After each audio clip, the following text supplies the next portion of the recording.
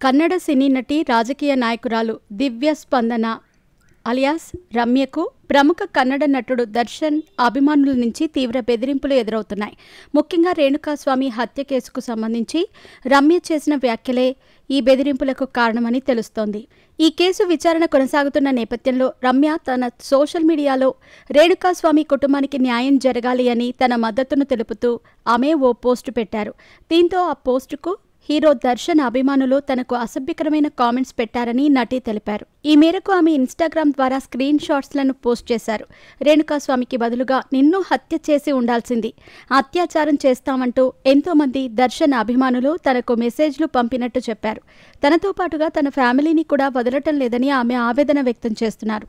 అయితే ఈ బెదిరింపులపై తాను ఇప్పటికే తన లాయర్ని కలిసి చర్చించానని చెప్పారు.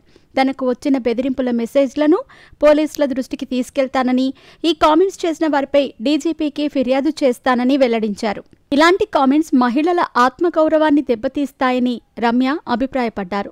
డిజిటల్ యుగంలో సోషల్ మీడియాను ఇలా ఉపయోగించటంపై ఆమె విచారం వ్యక్తం చేశారు. ఆన్లైన్లో అత్యాచార బెదిరింపులు రావటం దారుణమన్నారు రమ్య.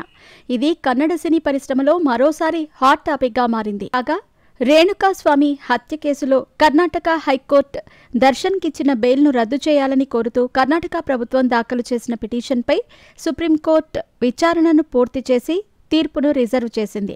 హైకోర్టు బెయిల్ మంజూరు చేసిన తీరుపై సుప్రీంకోర్టు తీవ్ర అభ్యంతరం వ్యక్తం చేసింది. దర్శన్ అభిమాని అయిన రేణుకాస్వామి నటి పవిత్ర గౌడకు అసభ్యకరమైన మెసేజ్లు పంపాడనే ఆరోపణలతో జూన్ 2024లో బెంగళూరులో హత్య చేయబడ్డాడు. ఈ కేసులో దర్శన్, పవిత్ర గౌడతో సహా 17 మంది నిందితులుగా ఉన్నారు.